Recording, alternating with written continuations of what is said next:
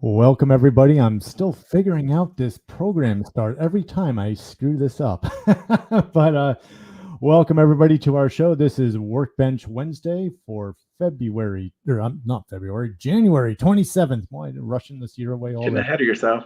Yeah, and tonight I am joined with David. Thank you for joining us. And um, yeah, you're going to notice here that Bill is not with us tonight.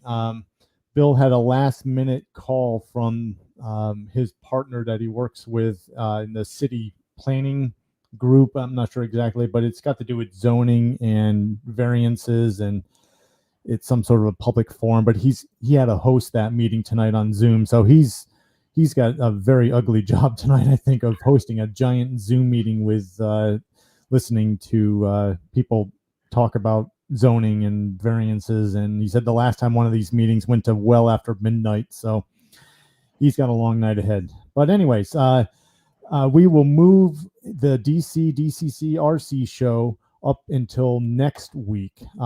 So we'll just go ahead and push that forward. But tonight we're going to discuss Dave's work and his layout.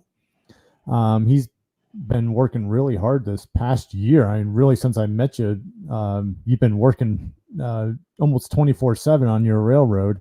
But we'll get into that. We'll show the slideshows here, but wanted to discuss a few news items first with the Garden Railway Society. So this Sunday normally would be our normal weekday or weekend meeting, monthly meeting, and with COVID things, we decided that we're not going to have an in-person meeting. But Doug Kirst had a great idea, and take that time from 2 to 4. Take a look in the membership directory and call someone. Call a friend that you haven't talked to in a long time. Take some time and pick up that telephone and give them a call. And if you have no one to call me. I may not answer, but no, I'm kidding. Of course I'll answer, but just call a friend, someone that you haven't talked to, and let's. This is a social group, and we need to keep in touch with everyone. It's really unfortunate that what we're still going through, but hopefully by this summer we'll have all be vaccinated, and safer conditions will be out there. And especially, David, I know you're hosting the July meeting, if I'm correct, right? Yep, that's right. Look forward to it. Yeah, but you got a lot of work to do yet. But I do. Everybody will see it. You've done a lot of work here. So, David, I know this past weekend you took a little road trip. Do you want to discuss what you did this weekend? Yeah, yep. So the Greater Cincinnati Garden Railroad Society, I ended up signing up for them as well, even though I belong to Columbus. But for the price, I'm at a point where I just love this stuff. I want to get as much exposure and meet as many people as I can. So I joined up with that group. They had a meeting Sunday. It was at Entertainment, which I'll talk about more here in a minute. But it was a really great meeting. I got to meet some new folks that don't have layouts, similar to me 6 months ago. Some other folks that have been around forever, had tons of knowledge and information to share. Some good news there is hit the jackpot. They had a raffle, but being the new guy there, at the raffle, they had a train caboose, they had a lantern, and they had a book. So I won the raffle first, so I got to choose. So I tried to do the right thing and not take the caboose. Yeah. So I ended up getting a book. So I haven't read any of it yet, but tons of great pictures, which I do enjoy photos more than words. Then I scored an Entertainment Junction calendar. So if you guys make it to Entertainment anytime soon, these are on sale. So I recommend that you pick one up. So wonderful. Yeah. So talking a little bit more about that meeting. Oh yeah. Yeah. So before the meeting, they set up a special track to run steam locomotives in this huge room that they have at Entertainment. I didn't get to see any of that, but I got to help break it all down at the end and store it away. I do want to give a shout out to Amanda Hamilton. So Greater Cincinnati Garden Railway Society, they have a brass lantern award that they give every year. And this was the meeting that they gave it. They find a member, everyone votes for the member they think is most deserving. Amanda is new to the board of members there, or she's new to the board. She does a lot of things extracurricular that earned her this award. So congratulations to her. Nice. Yeah, it's a great idea if you guys have Garden Railway clubs out there, a good way to recognize some folks.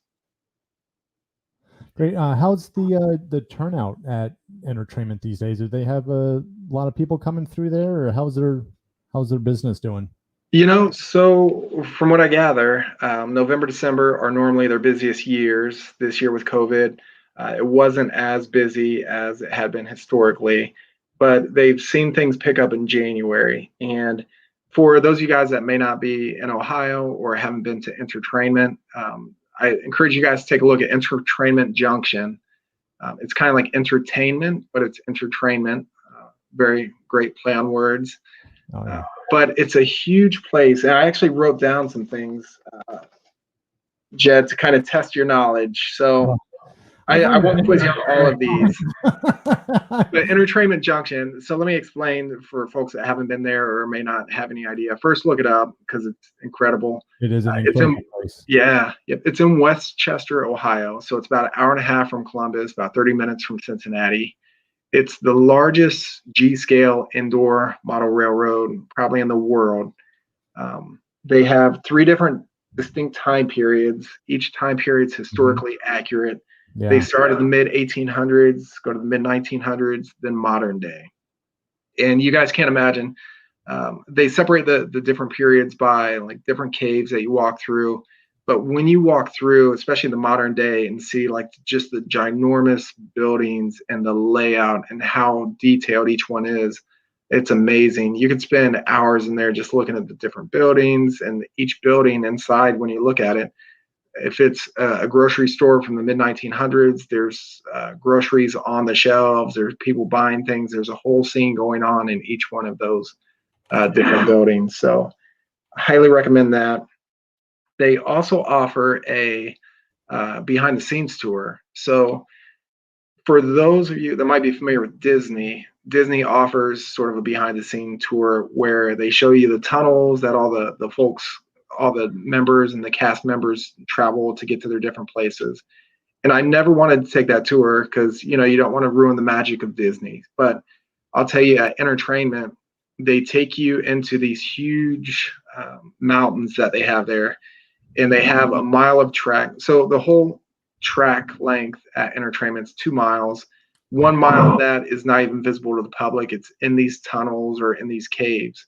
And you get a behind the scenes tour where they walk you through it. They explain the different electronics and just how complex it is.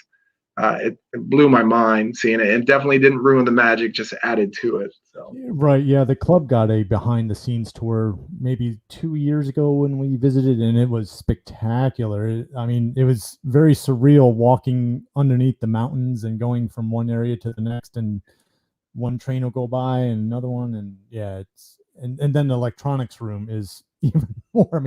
There's a guy there coding everything and, the programming all the trains, and mind blowing.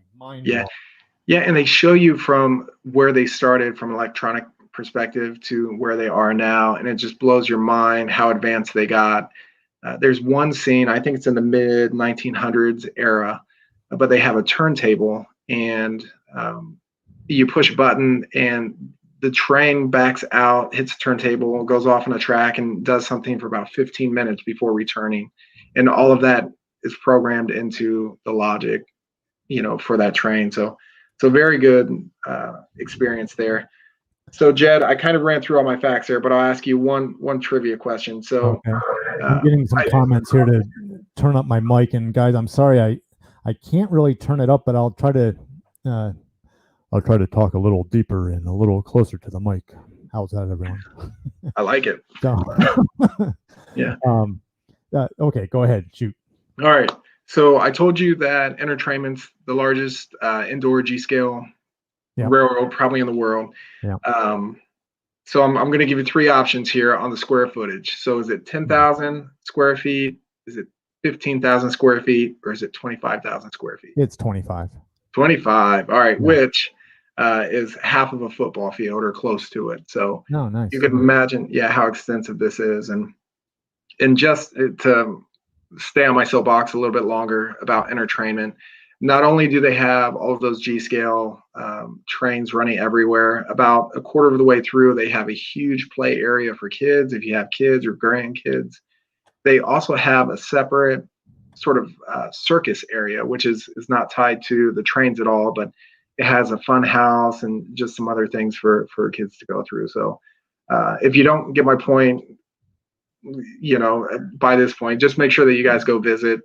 They could use some help, and it's definitely worth the road trip to Westchester. It is. It's a great road trip, and Mr. Dove here has commented it's a great trip from Columbus, and absolutely, Tim, you are correct. Yeah. Ding, ding, ding, ding. So I know you've also got some pictures here. Oh, I wanted to mention Kokosing Valley Model Railroad added that Mill Creek Central Railroad is adding another 2,500 feet of track. And for those of you who don't know Mill Creek, that is a ride-on 7.5-inch gauge giant park of railroading. Look up something like Mill Creek Central Railroad.com. I think will get you there. Do a Google search on it. You'll find it. There's lots of YouTube videos, and the place is huge. The club went out there last spring for a meeting, and I believe, David, you got a private tour of the place by accident. Right. But, yeah.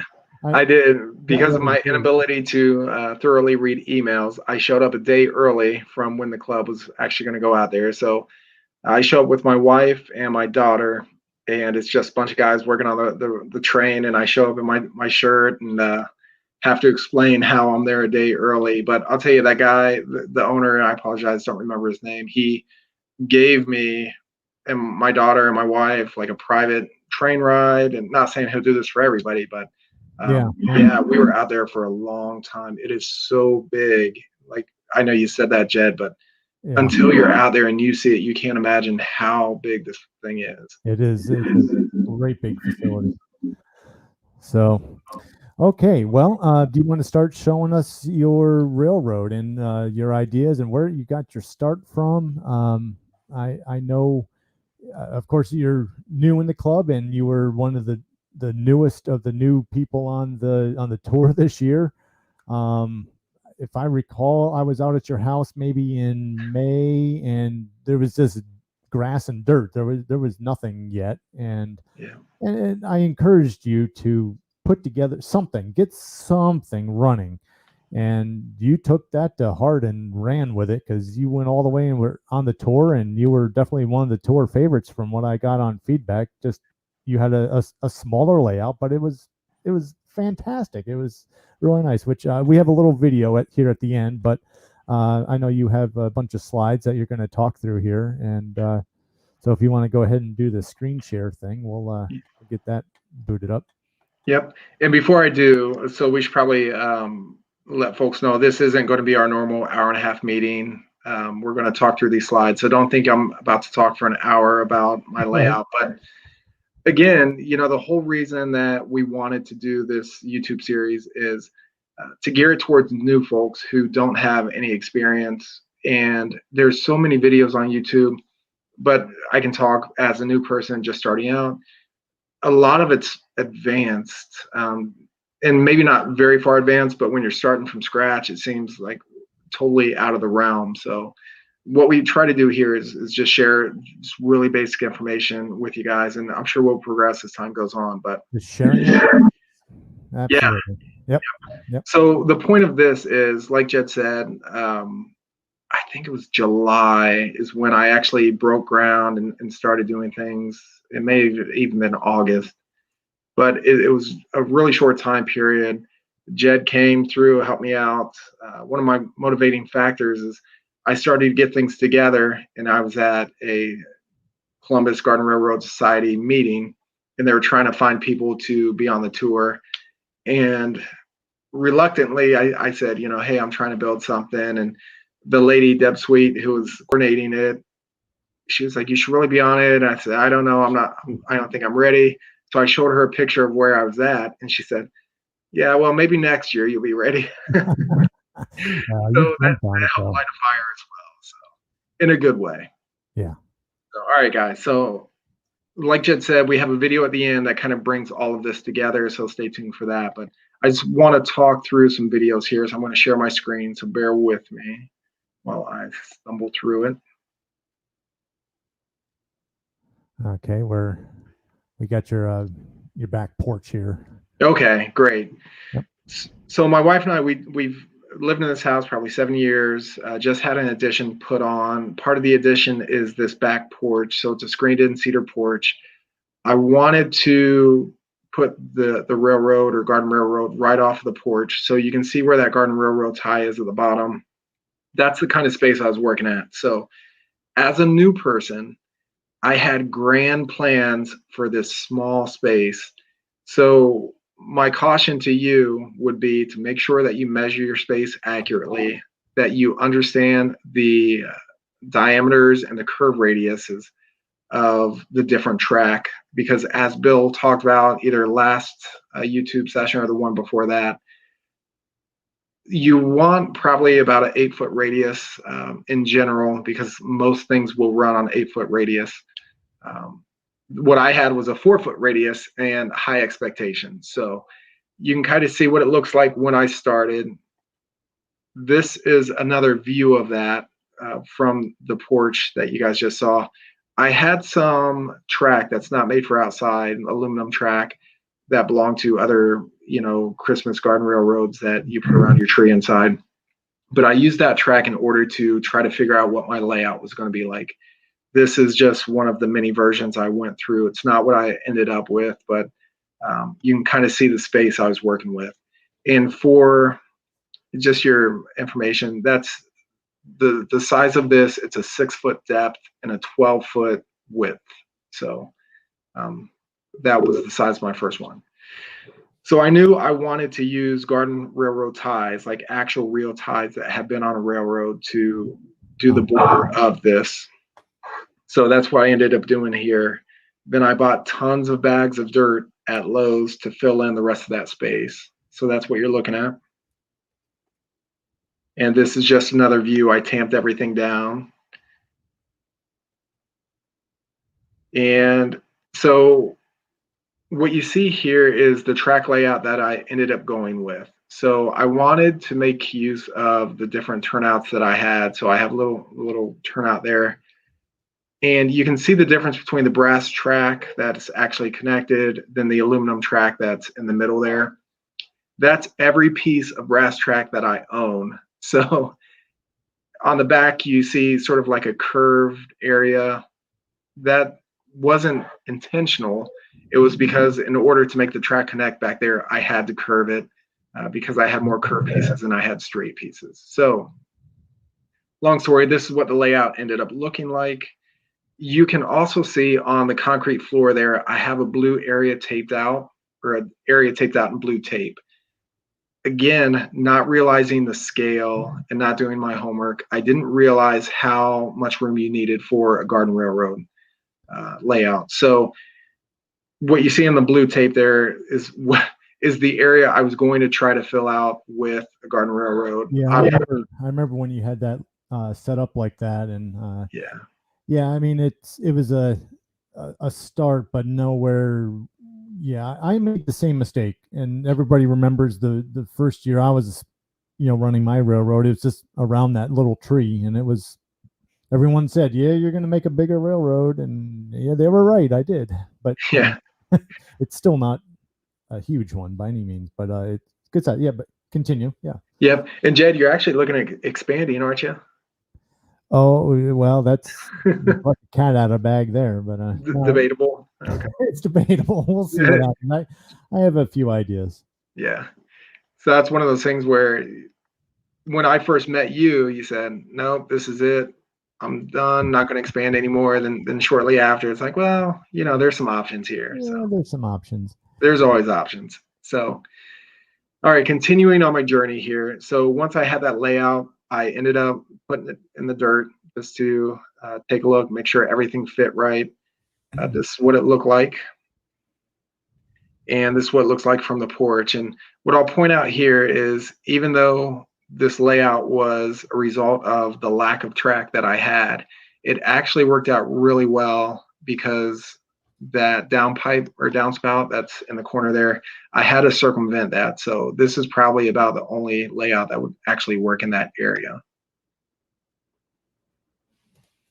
All right, so what you're looking at here, same layout, but underneath it, I put some composite decking. And one of our future sessions, Bill is going to talk about different options. I know last YouTube session we talked about the limestone, crushed limestone for a road bed. Yep. Bill has some other options, which he's going to talk about. And again, not really knowing what I was doing, I didn't even know about rail clamps when I was putting this together, which Bill has also talked about in one of the earlier sessions. So what I ended up doing is I bought composite decking because I knew people would buy wood and they would screw their track down to wood, but I knew that wood would rot eventually. So I bought composite decking, and anywhere where the track connected to each other, I ended up nailing in the track to that composite. Okay. Yep. So as you guys are watching this and thinking like, why did he do that? Or he's doing all of this stuff wrong. Just remember, I had no idea what I was doing. And this, what I ended up doing here, I mimicked that in a similar way to the new layout that I'm doing because it worked really well. So if you're looking at this, just cringing, just again, this is where I started out. Feel like I need a disclaimer there. All right, so this is a shameless way for me to put my daughter in this slideshow, and she's actually one of the reasons that I've been able to develop it and got the wife's approval for a lot of things. A quick story.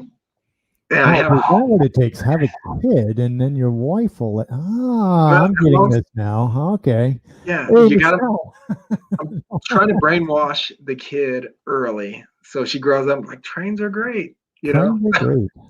So there's going to be a lucky guy in her future, many years from now. Hopefully, he likes trains. But anyway, my dad had this crazy hobby when I was a kid. We got all the stuff in the basement. Yeah, she's like, I don't know why I like trains so much. Weird. But, yeah. So of course, when you have a layout, you have to test it. So a short video here. Fantastic. Look at the look on her face. Woo-hoo. Yeah, very proud of herself.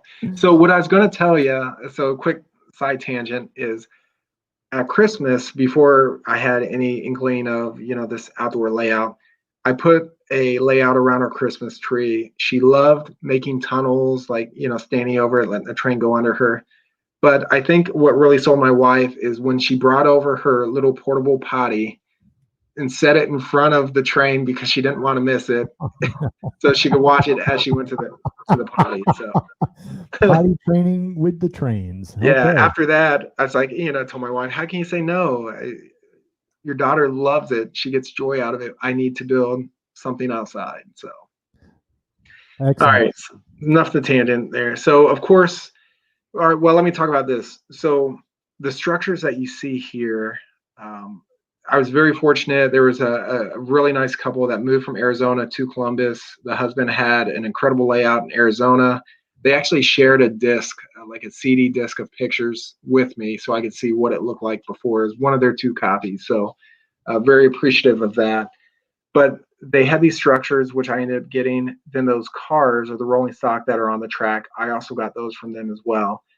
And again, as a new person and a warning to you new folks out there, this track is a 4-foot diameter on the inner part. Then the exterior circle or exterior loop is a 4-foot diameter with a 1-foot section, in the middle. Yep. So I got these rolling stock from them, and up until this point, I had only used the Pico starter set. So I got the rolling stock, which is significantly larger than a Pico starter set, and I tried to bring it around that 4-foot diameter, and it was not happening without derailment. So again, going back to what Bill said, 6 foot, definitely 8 foot radius will fit most of your different rolling stock and different engines that are out there. Yep. All right, and you guys can also see that everything, well, you probably can't tell, but everything's kind of squished to the right. So I knew this would be a starter layout. I knew in the larger layout, I would want a water feature and I would want a tunnel. So I wanted to play around with this one. I knew what I was going to do wasn't going to be perfect, wasn't going to be permanent, but I wanted to take lessons learned from this layout to apply to a larger layout so I can make my mistakes here and hopefully not as many in my next layout. So Of with course, yeah, I mean, hopefully we're learning from our mistakes of previous past railroads. yeah, and hopefully you guys can learn from my mistakes. That's the key here. So that nice couple that I told you about where I bought different rolling stock, they also had some bridges which I picked up. So you can see 3 of the bridges on the layout here. Then there's 2 that are laying on the railroad tie. So I wanted to make full use of what I had. So I thought, hey, it might be great to do a small river, and you can see where I dug. And in addition to that, I wanted a tunnel, and the only place a tunnel would fit is where that yellow piece of, I don't know what you call that, cement circular form, the form there that's covered by dirt. So some more lessons learned here. And I had been to Jed's house. He showed me the different tunnels he had. I was like, yes, I need to create something like that. But my mistake here is in order to get the size that I needed for the form, I went to Lowe's, and the only thing they had were these cardboard ones. So I was like, well, this must be what everyone uses. It's relatively firm. But cardboard, when it gets wet, it breaks down. And Jed, you have like plastic ones, right? Yeah, corrugated plastic sewer pipes, basically, or culverts, 1 foot diameter culverts. Yeah. Yep. So make sure you get what Jed has and not this one here. Because if this layout stayed up much longer, that tunnel would have been in trouble. So, all right. So here I am. I'm trying to dig, trying to figure out a water feature. And for whatever reason, just because I didn't know what I was doing, all of this was fresh dirt. So I thought, well, in order to make sure the sides don't fall in on the river, I should probably put bricks there. And I have a huge number of old bricks that were at the house when we bought it. So I lined it with bricks. But then, common sense will tell you, like once you get a pond liner in there and fill it with water, obviously those walls aren't going to cave in because the water's there. So again, lesson learned there. The bricks, though, they weren't a lost cause because as you'll see later, they form sort of a shelf. So I could put some additional rocks on there and kind of dress it up a little bit. And this video or this picture is kind of fast forwarded quite a bit, but you can see the tunnel. The photo before this one with the yellow, I was trying to cover that with dirt, but I didn't have much room and the dirt's fallen off. So I don't have room to really extend that tunnel. So you can see I bought a bunch of rocks and it works. It did. Yeah. You say a lot of time passed. I think this was a few days later. Yeah. You were moving very quickly to putting this together. Yeah. Yep. From start to finish, you moved very quickly. Yeah, it was about 3 weeks from start to finish. So yeah. I'm probably taking longer to talk about it than it actually took to do. So, all right. But so here's, the pond progression. Again, didn't have any experience doing a pond like this. So there's your liner, just kind of laid it out. Then I had the rubber part over it. Yep. So this is what it looked like.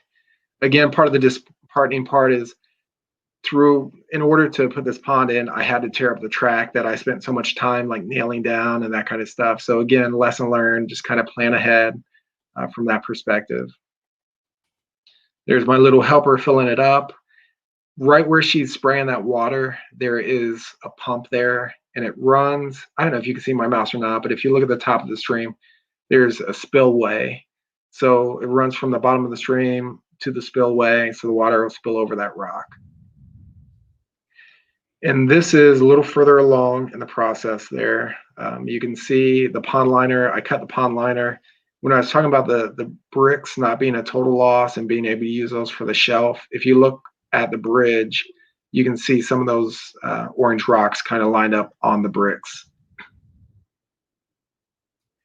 Yep, very nice. I think I remember coming over at this stage and going, wow, you've got a pond and you've got flowing water. Wow. Yeah, it's crazy.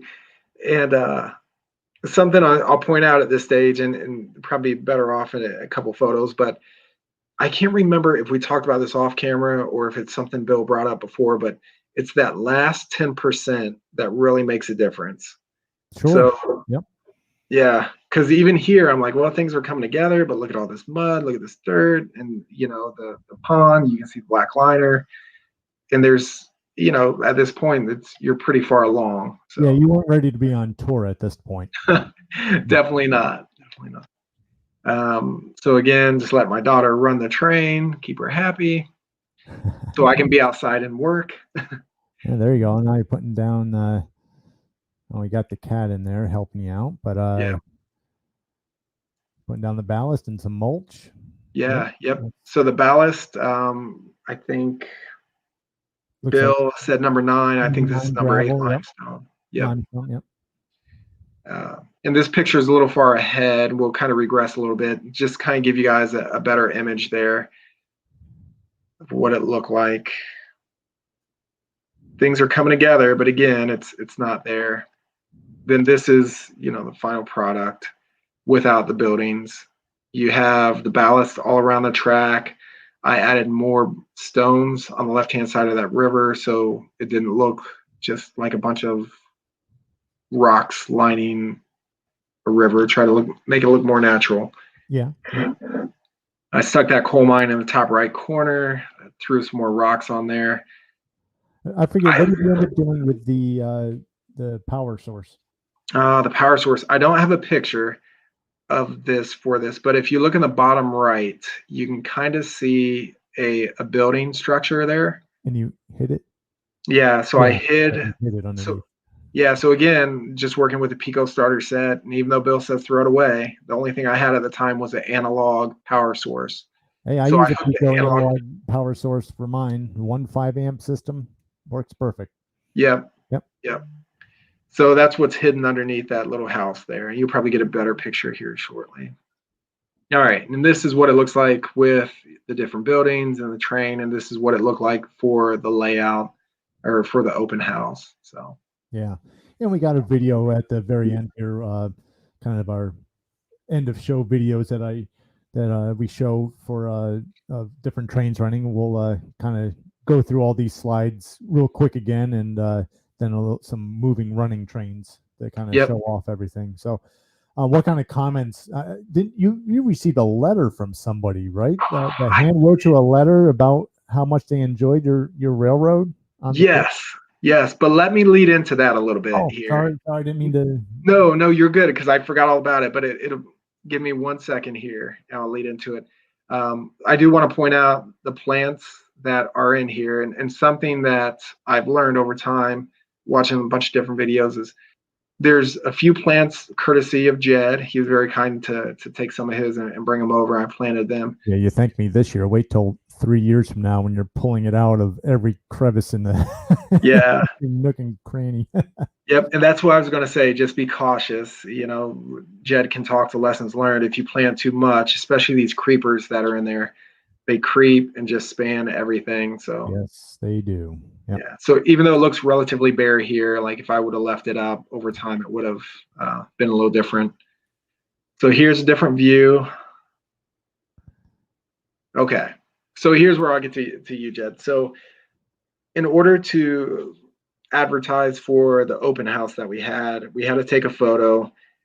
Jed came over, I think it's the same day you came over, Jed, and you helped me lay the rest of that ballast. You helped me lay this mulch, and you took this photo, which I think makes it look so much better than it was, or not better than it was, but it captured a good image of it. Is this the one I took? It is, yeah. Okay. Yeah. Very good. Yep. So here is when we had the open house. That's the picture that was shared. And again, for the new folks out there, I was so worried that because I've seen other members' layouts and they're so large and they're so extravagant and they're so much more advanced than this one was. So when I had to write a little blurb, I basically try to make it sound like, hey, if you happen to be in town and on my road, like stop by and check it out, but kind of don't waste your time because it's so small. Oh no, everyone is so supportive when they come out. I mean, Yeah. I've never had it. Well, I had two little boys that came over to my railroad the first year, and they're like, "Look how small it is. We can run around it all the way." And they just ran laps around my railroad, and I was like, "Oh, kids." Should have tripped them on the way around. No, I'm kidding. I don't endorse that behavior. So just to kind of read this, I'm sure you guys can all read for yourselves, but this railroad may be the smallest on the tour, but makes the most of the space available. With plans to extend in the coming years, this railroad is worth checking out if you are close by and want to see the possibilities with limited space. So again, very self-conscious of the size of this railroad and the state that it was in, but everybody was so supportive, like you said, Jed, when they came. And I would almost apologize when people would come up and like, hey, I'm sorry, this is the smallest one. I plan to extend in the coming years. I just had to get something up and running, and everyone loved it. And yeah, Jed, you're right. So I wish I would have brought that letter so I could say their name, during this. But some really nice people, they wrote a letter and signed it and sent it to me. And they were like, hey, you were concerned about the size of your railroad, but as we walked away from your railroad, we looked around your neighborhood and realized that no one else here has a railroad. Like you're doing great. Keep it up. So That's awesome. yeah, very, very nice folks. Yeah. So just another view here. I was really excited because I got those three guys in blue right before the open house. So just showing them off. This is the view from the waterfall, so you can kind of see what the whole yard looks like.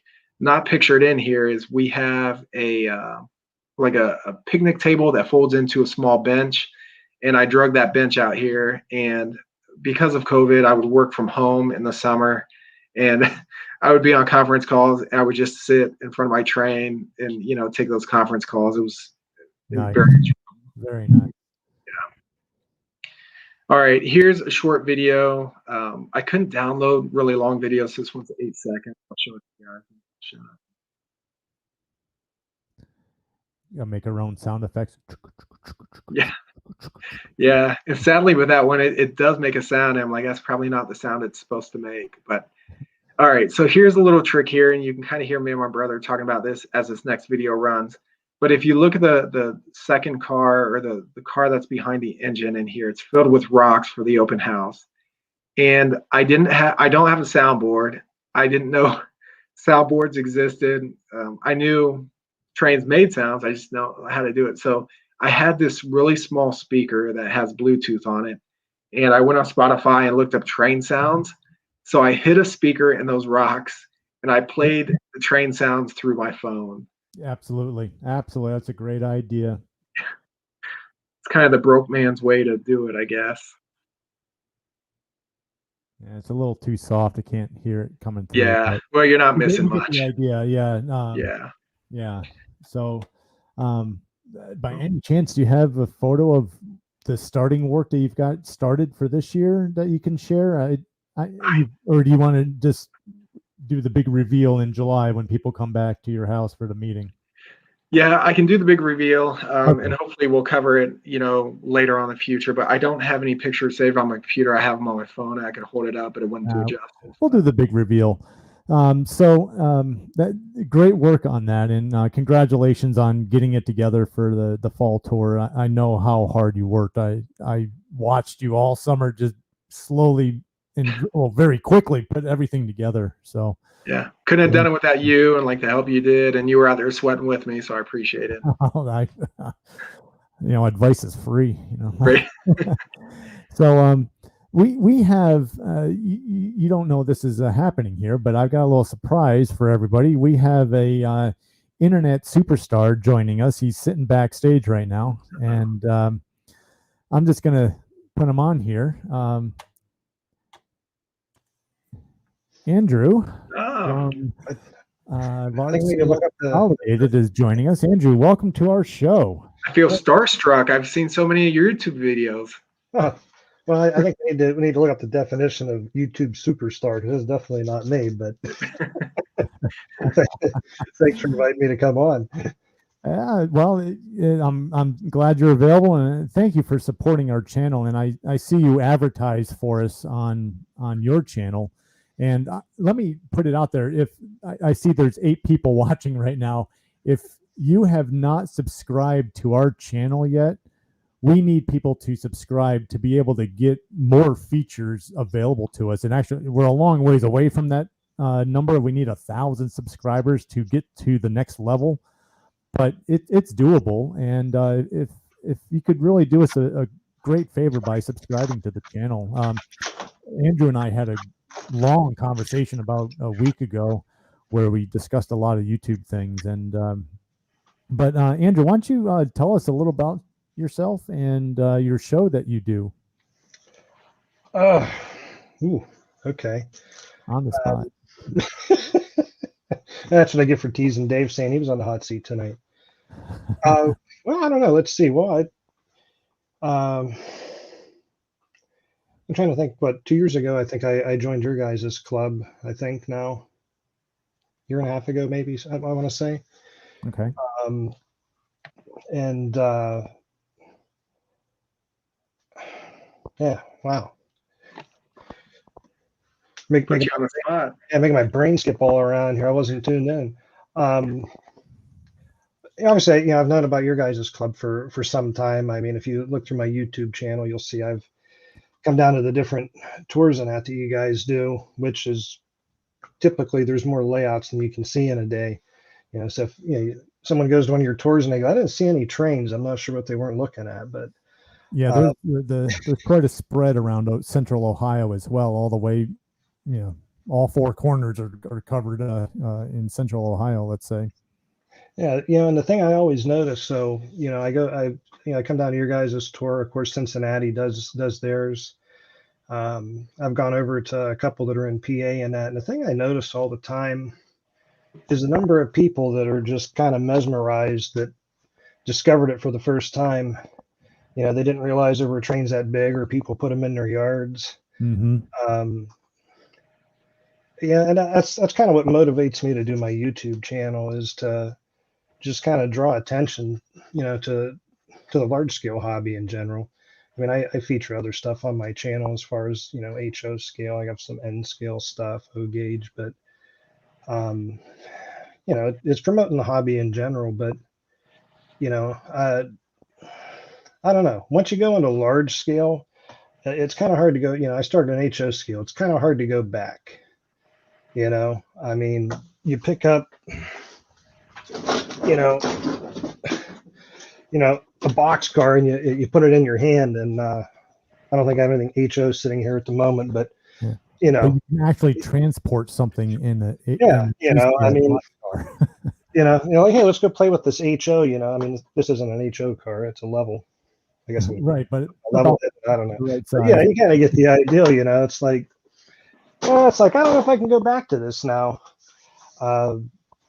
And much like Dave starting with his layout there, I started the same way with mine. It was maybe a little bit bigger than his, but I basically started with a double track oval myself.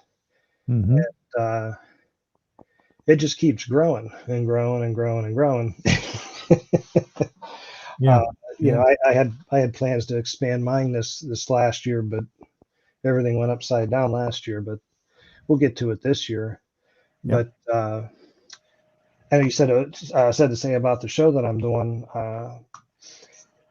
That was actually something I had to be talked into doing by my co-host and partner that does it with me, Sean Conahay from Dackman Productions, because I don't like being in front of the camera.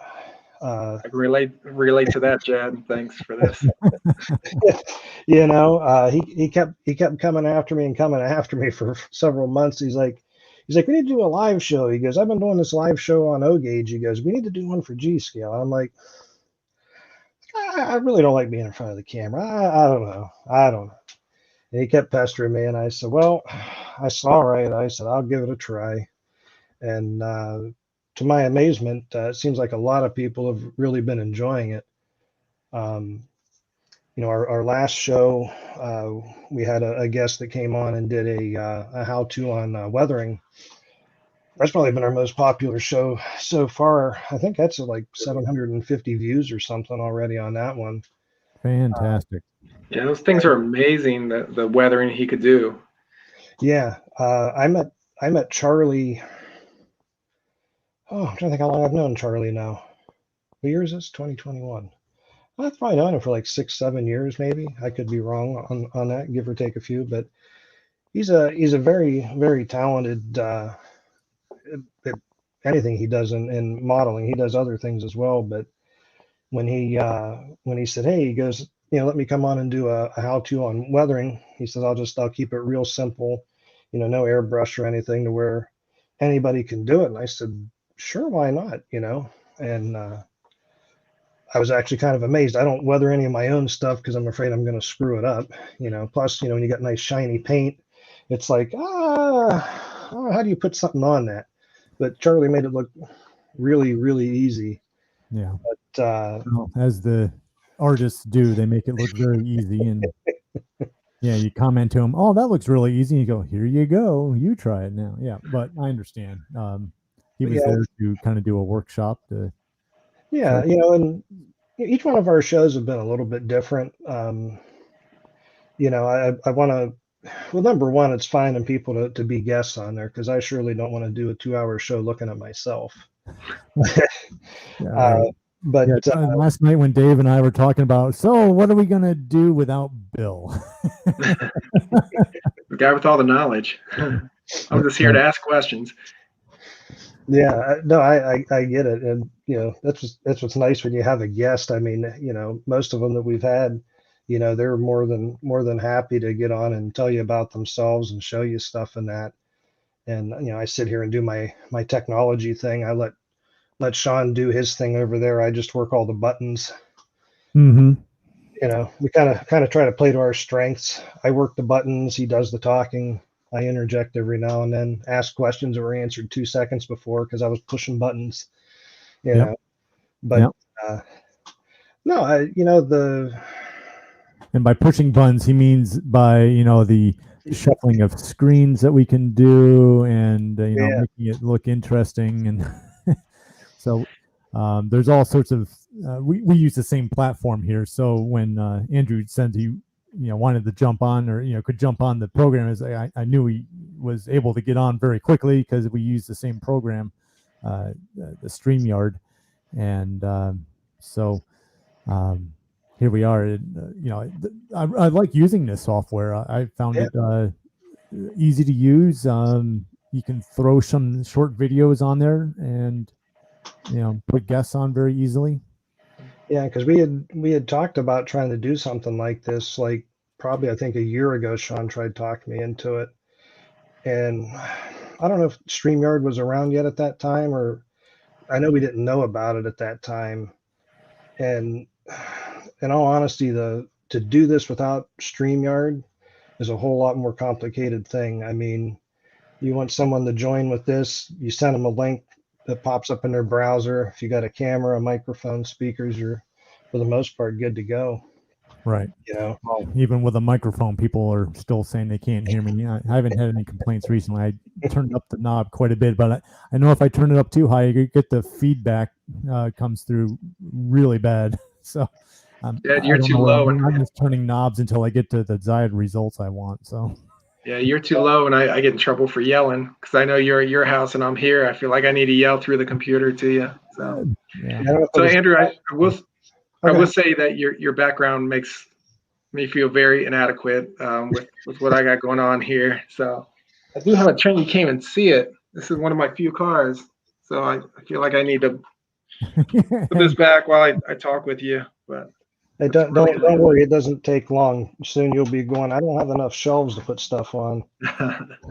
Yeah, and just from my perspective, watching some of your shows, so again, large scale consolidated. So I started watching the one about the weathering. I watched the one with Jonathan, the fish guy. very good. He had some really good stuff on there. I'm trying to think. I'm drawing a blank now. I know I've watched quite a few of your. Which was really cool. Yeah. Yep. Had a fish tank built into a flatbed, wasn't it? Is that? Oh yeah, yeah, his aquarium car that he made. Yeah. Yeah. But you guys get into some discussions that I feel like, now that I feel like I have sort of a base under me and I have my first garden railroad and trying to expand, some of the other things that I've heard that I'm interested in, or like the history and that kind of stuff, or just different aspects of the hobby. I feel like you guys do a really good job of covering that. So I'm glad you enjoy it.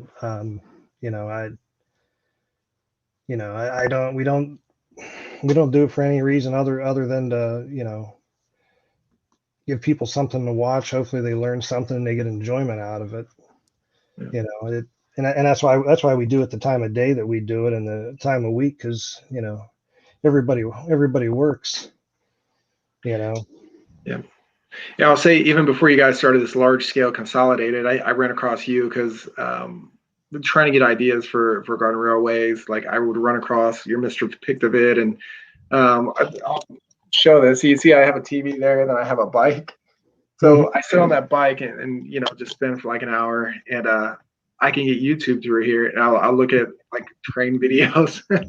Don't tell my wife or any of my friends, but yeah. So and yours, I mean, you have so much like depth, and your videos are like 20 minutes long, or a lot of them are more lengthy, which help time pass by. So definitely watch a lot of your stuff. I'd say I'm your biggest fan, but that might be weird. So Don't get weird, Dave. There's nothing wrong with that. My videos have changed a lot over the years. I mean, we just like with anything, you learn as you go along. I mean, a lot of my early videos were kind of poor angles and they were really short. And I go back and watch some of my older stuff now and I go, what was I doing when I took that? But it's what we're going to do with these podcasts or these videos. Like, oh, what were we doing? I'm doing that with, I think we've done 7 or 8 live shows now. And I go back and look at like the first couple that Sean and I did, because we were still trying to figure stuff out. And I look at them just like, oh man, what was going on? And we were trying to figure out how to play our intro to it. And, we were trying to like share the screen and play. And I think it's like the second one you can hear Sean say, oh, go ahead. And then the intro starts playing. I just watch it. And I'm like, oh man. I have yet to have the perfect intro. Either I'm muted or I forgot to turn the cameras on, or everything is going. I have yet to have the perfect start yet. So, I think you guys are doing an excellent job so far. I mean, flying by the seat of our pants, it feels like. But obviously, all 8 that's why I do this. It's fun, and I want to share the hobby. And I started filming the club meetings just so the folks who couldn't make it to the meetings could see what was going on at least, and see what they were missing. But so we were going to try to keep this a fairly short episode, Andrew, and I really appreciate you jumping on. And we have if you haven't subscribed to our channel, please subscribe to our channel. And if you haven't subscribed to Mr. Tovid, go over to his channel and check out his YouTube videos. He's a YouTube sensation. And Andrew, next time you're in Columbus, let us know. Oh, I will. Hopefully sometime this year that happens. Yeah. I really, I've been working out of this room since March last year, so I know, terrible room to work out of, right? Oh, poor baby. So with that, we'll all say goodbye. But I'm going to turn on the outgoing video of running some trains. But I want to encourage everybody to call a friend during our normal meeting time between 2 and 4. Look up somebody that you haven't talked to in a couple of months and give them a call, please. Our club is such a social group, and this has been tough on everybody, but give someone a call, and let's go outside and run some trains. And I gotta get to see, I'm still not even doing this video thing. I'm trying to talk and get to the right I'm on like private chat over here. I don't want private chat. I don't get the brand. There we go. All right. So here's some video of and David, you made this video, so you're gonna look back on this in a year from now and go, "Oh, this video." That's right. Just like the first railroad. Let's get outside and run some trains. What did I say last time? Get out and run in 21. All right. Take care, everybody. Bye bye. See you guys. Thanks, Andrew.